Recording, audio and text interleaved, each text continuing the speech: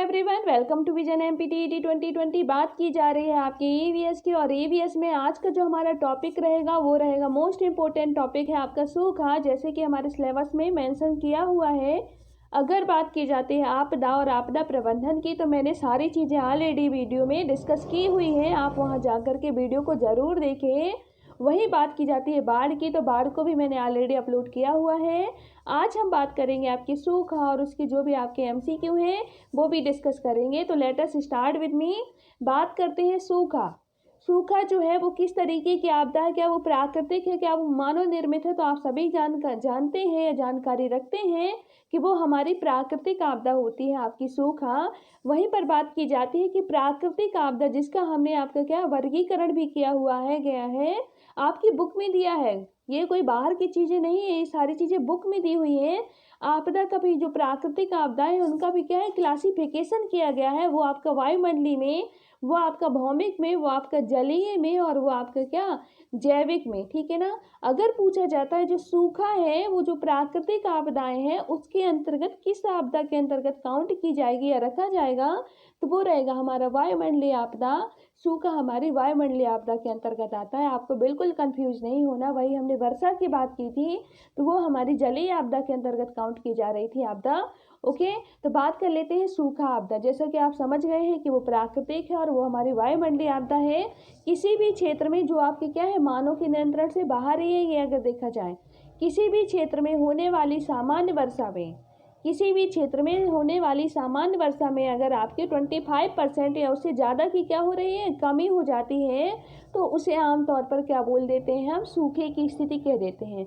ये जो आपके परसेंटेज वगैरह बताए गए हैं ये आपके एमपी बोर्ड की बुक में स्पष्ट रूप से दिए गए हैं, इसलिए यहाँ पर पूछे जाने की संभावना बढ़ जाती है कि सूखे की स्थिति कब कहलाती है। जब हमारी नॉर्मल वर्षा में, सामान्य वर्षा में क्या हो जाएगी 25% या उससे ज़्यादा की कमी हो जाती है। ओके, अगर वही बात की जाती है गंभीर सूखे की, गंभीर सूखा कब कहलाता है जब हमारी जो सामान्य वर्षा है उसमें आपके 50% से अधिक की कमी हो जाए या निरंतर 2 वर्षों तक क्या हो जाए सूखे की परिस्थितियां बनी रहे, तो भी आपका गंभीर सूखा कहलाता है। तो पूछ सकता है कितने वर्षों की निरंतर आपकी सूखे की परिस्थिति बनी रहे, 2 वर्ष, 3 वर्ष, 4 वर्ष?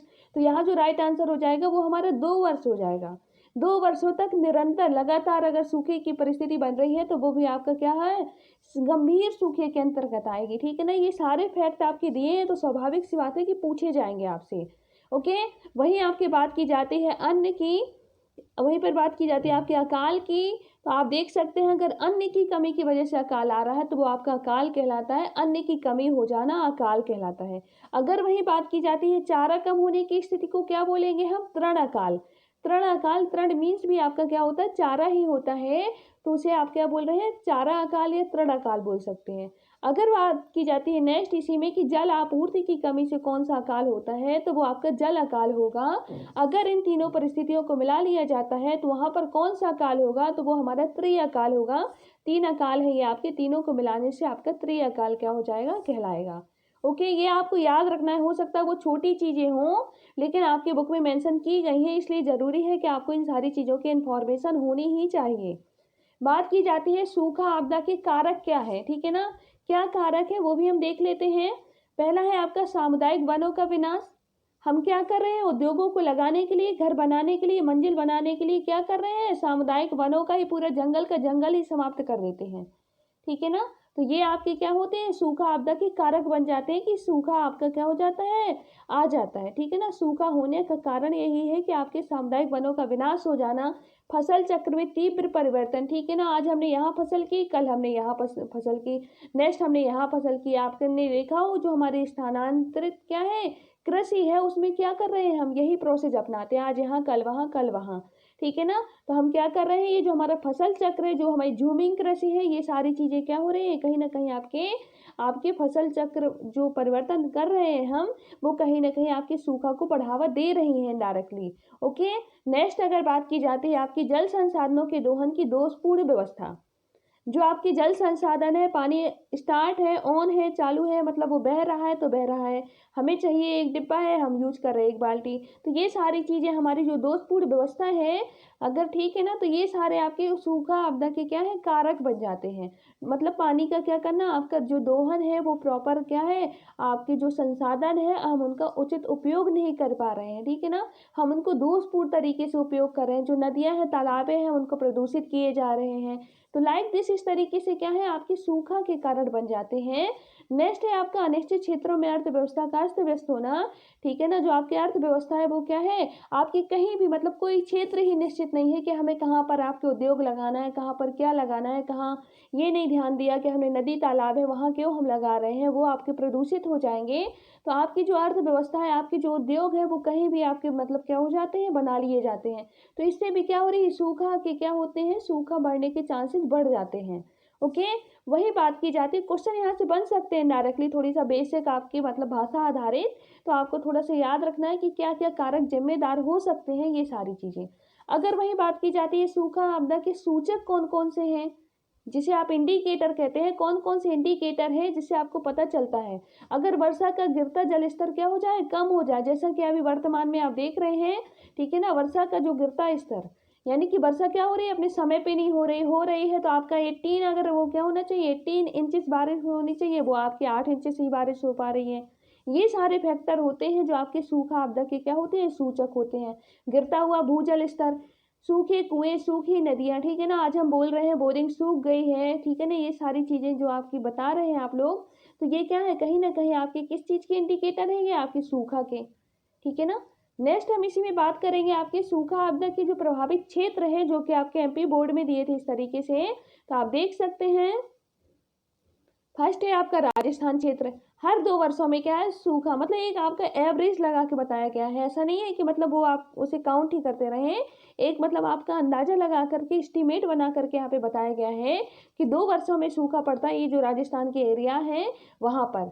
वही बात की जाती है 3 वर्षों में, तो आप देख सकते हैं गुजरात है, पंजाब है, तेलंगाना क्षेत्र है, यहाँ पर आपकी 3 वर्षों के आसपास क्या हो जाएगा, सूखा की कहानी आपकी हैप्पन हो जाएगी।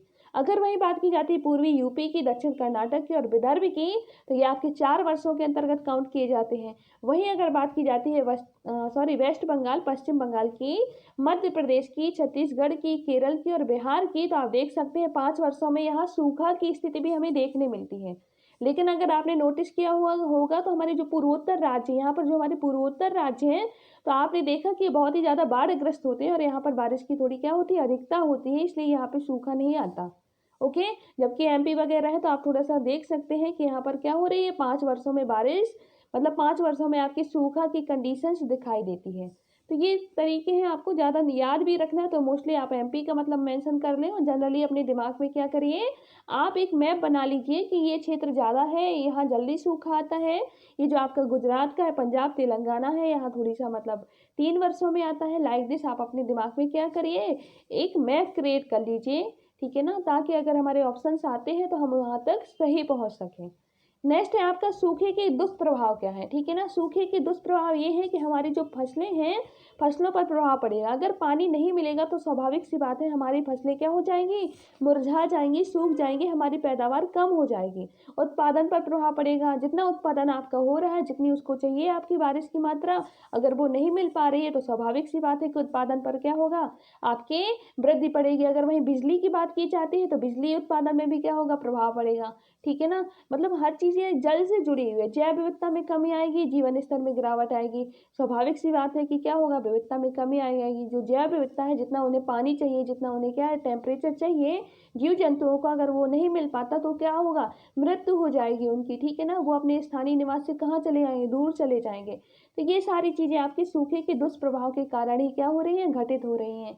नेक्स्ट अगर हम इसी में बात कर लेते हैं, सूखा आपदा के प्रभाव को कम करने के उपाय क्या हैं, हम किस तरीके से क्या है इनको दूर कर सकते हैं, तो आप देख सकते हैं यहाँ कि वर्षा के पानी को संग्रह करने के उपाय व्यवस्था कीजिए, कि मतलब जो वर्षा का पानी है, जब वर्षा होती है, गिर रहा है, छतों का जो पानी है वो बर्बाद ना जाए, वेस्टेज ना हो उसका, आप उसके लिए क्या करिए, कुछ ऐसे मतलब उपाय खोजिए जिससे हम उसका क्या करें, उचित व्यवस्था कर सकें, ठीक है ना। तो जिससे हमें क्या होगा, हमें सूखा से कुछ राहत तो मिल ही जाएगी।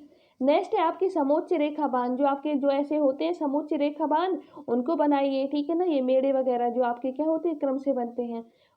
अगर बात की जाती है समोच्च रेखा कृषि की, जो आपके क्या होते हैं, आपके पहाड़ी एरियाज में क्या हो रही है, समोच्च रेखा कृषि की जाती है, ठीक है ना। वो क्रम से सीढ़ीदार जो होती हैं, तो ये क्या होंगे, आपके जो पानी है वो बर्बाद नहीं जाएगा, और कृषि को क्रमबद्ध जो होगा आपके स्टेप बाय स्टेप क्या होगा, नीचे उतरता हुआ चला आएगा, जिससे सभी खेतों में क्या हो जाएगी, सिंचाई की व्यवस्था हो जाएगी।